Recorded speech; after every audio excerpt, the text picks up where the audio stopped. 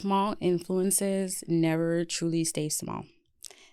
There are things that compound over time until one day you look and it's a mountain of things that you're trying to overcome. We often allow small things to escalate into bigger issues because we lack attention to detail. Trying to sort through everything in our lives all at once. When we get to a point when we're faced with a challenge, we find ourselves asking, how did we get here? Welcome to episode 2, Overcoming. What you allow shapes you. You're watching the new era of her podcast, and I am your host, Chesley.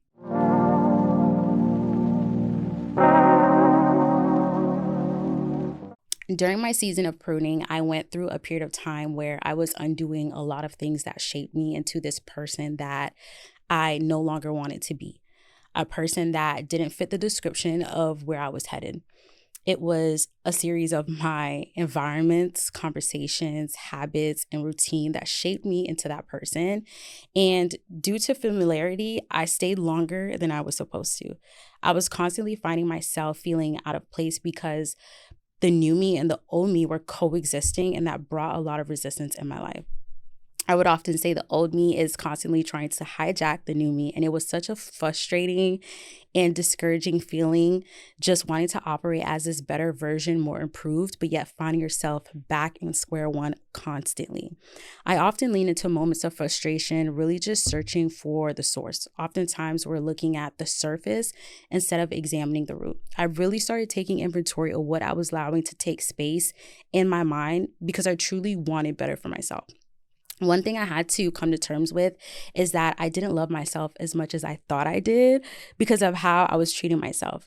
Before effective change, it takes being brutally honest with yourself. We lie to ourselves more often than not because we're trying to shield ourselves from ourselves. Because at that point, you would have no choice but to face yourself. And that will bring you some hard truths that you are not ready to face. Making it known. Once I've adopted this, once it's known, it becomes your responsibility to heal and fix. I want you to take a second and look around and think about your life this month. Is your environment and your actions conducive to who you are being called to be? Is it conducive to the woman you want to become? Be honest, because it's just you and yourself. If it's not, that it's the source and the root that needs to be uprooted, because at this point you are being counterproductive. Be careful what you allow to shape you, because even the small influences don't stay small. To heal and overcome, you need to identify what within you needs healing. We try our very best to distract ourselves and basically tune out the parts of us that are bleeding. And instead of healing those wounds, you're using vices to patch them up. No matter how many times you patch it up, it doesn't take away from the fact that it needs to be attended to. Honestly, didn't like the feeling of being emotionally burdened, because it's such a dreadful feeling.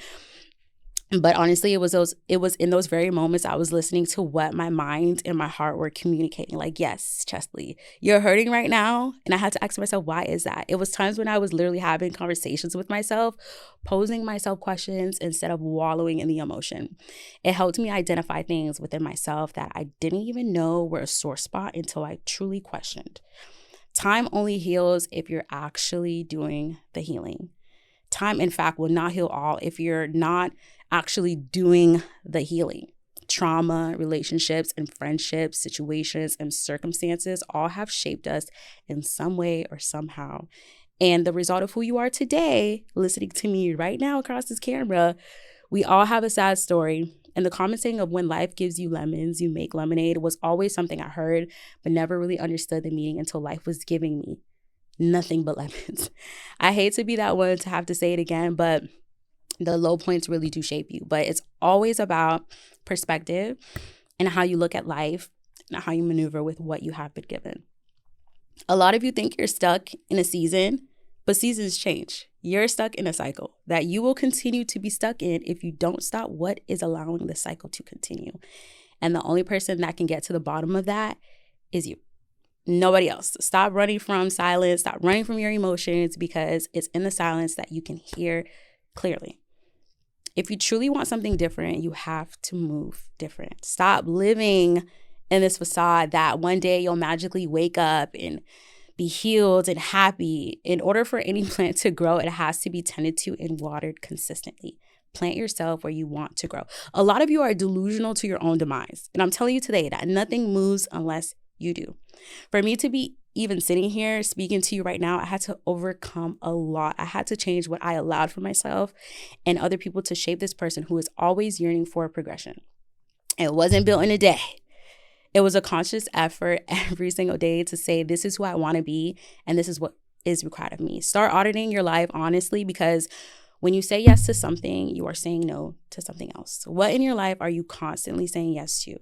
What areas in your life do you feel like are hindering you from truly moving forward? What steps can you make today to make changes?